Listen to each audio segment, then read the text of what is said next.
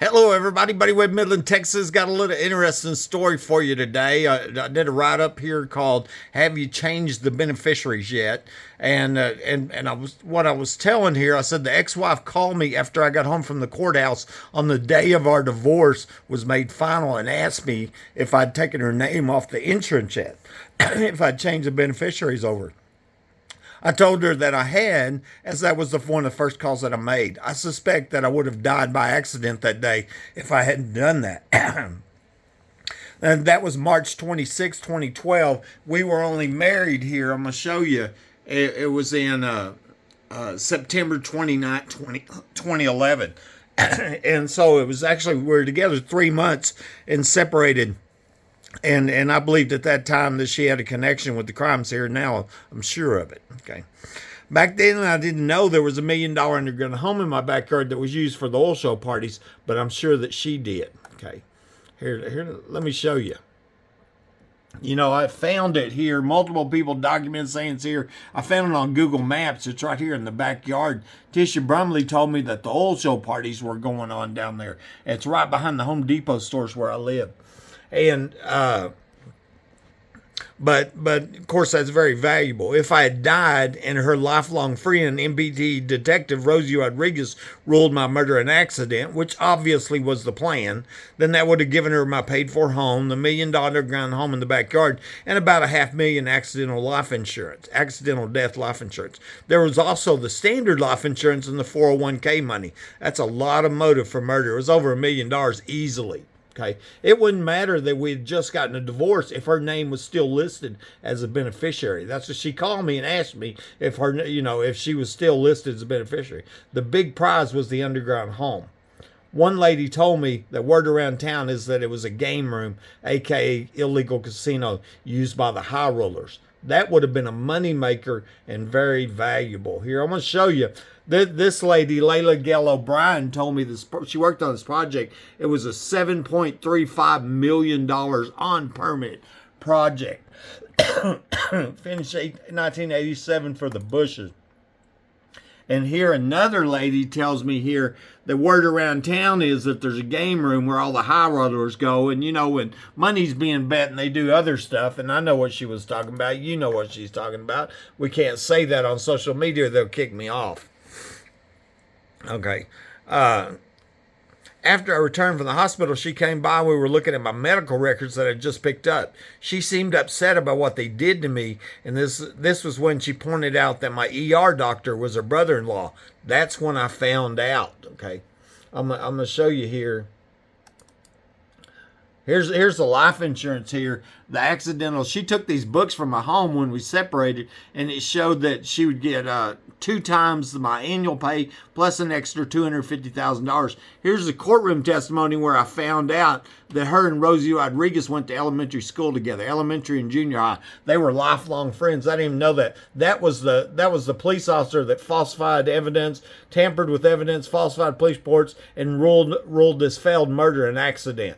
Her friend. Come to find out, it was her friend. Lifelong friend. Okay. And then the brother-in-law, the ER doctor. That's okay. I'm gonna show you here. Okay. He's the one here. He wrote here, right angle exhibits a through and through gunshot wound which appears to have been sustained by shotgun blast. That's real interesting wording since I now believe there's proof showing that I wasn't shot with a shotgun. I was shot with a .45 handgun with a special plastic tip pellet filled bullet to make it appear that I was shot with a shotgun. It's just interesting wording from the ER doctor, her brother-in-law I didn't know about. Remember, she told me, secret is a group of doctors killing people for profit. Okay. She also mentioned Rosie Rodriguez, my oldest daughter, Jennifer, who no longer talks to me for no known reason, in that conversation on that day.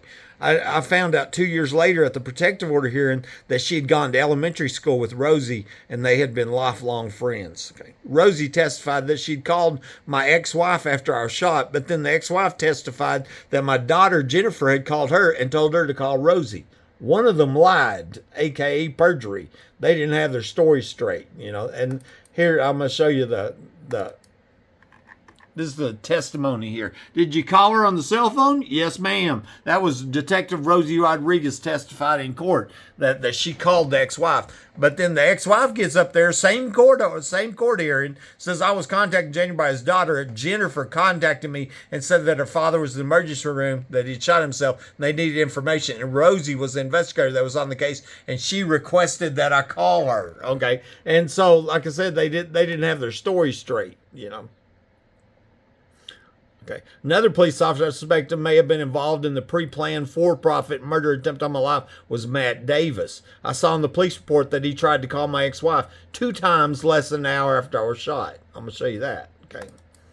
This was on the police report. I'm going to show you down here at the bottom here in the timestamp, 11:42. I crawled out at 10:42, 11:42. Matt Davis has tried to contact ex-wife, complainant on previous calls at location, no answer with 2 attempts. So he tried to get a hold of her, but he couldn't get a hold of her. So, you know, and then, you know, a lot of questions there. You know, how'd you have her number? Why are you trying to call the ex-wife? You know, we're separated. She's in Lubbock at the time. All that. Also, Matt Davis was the first police officer at my home, and he wasn't seen arriving on the security cameras. Okay. He came from under my home. What didn't come out of court was a recording the ex-wife had made where she admits that she's trying to extort $1,800 a month from me. She threatened that if I didn't pay, then she would tell everybody that I was crazy. Okay, and there's actually a recording on this I've got on online. But here I'm talking to her. I say, "You gonna pay me $1,012 or $1,200 a month? They're gonna $18,000 to $1,200 a month. Tell everybody I'm a." Tell her, or I'm going to lie about everything that I said. Tell everybody I'm crazy. And she said, I made a mistake. She made a mistake. You know, the truth is Greg told me to do it. That was on that phone call. And I've long suspected whoever Greg is, this wealthy guy from Nebraska, he's involved. You know, that's what I suspect. And the next one told me before the murder attempt, the secret is a group of doctors are killing people for profit, which I've said that already. And, about 8 months after the murder attempt, I was contacted by ex-wife's former boyfriend, Arthur Welch, okay? And he asked me if I thought she had anything to do with it, okay? And here it is. This is submitted in court. You know, Arthur right here. He says, do you think she had anything to do with the shooting? And I dated her for a short time in Lubbock, and she threatened to have me killed. And then I said, well, I think she's in Lubbock, etc. And he says, well, I think she had a lot to do with it from the things she said, and will never trust her. Okay. I have a screenshot of this conversation submitted in court as evidence during the protective order hearing in December 2013. I laughed when my attorney asked the ex-wife about this and said, is he crazy too? Because everybody's crazy, right? You know, everybody's crazy. 8 years later, Arthur Welch posted on his Facebook, I was dating this guy. Here, I'll just read it to you. It's right off his Facebook.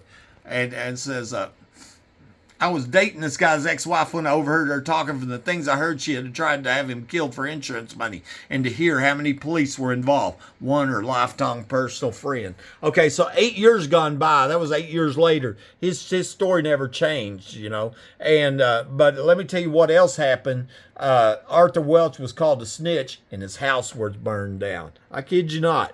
You know, and so that's what's going on here in Midland, and it doesn't matter. It doesn't seem to matter how much evidence you have or whatever. You know, this is where we're at. But killing people for profit. Buddy Webb, Midland, Texas.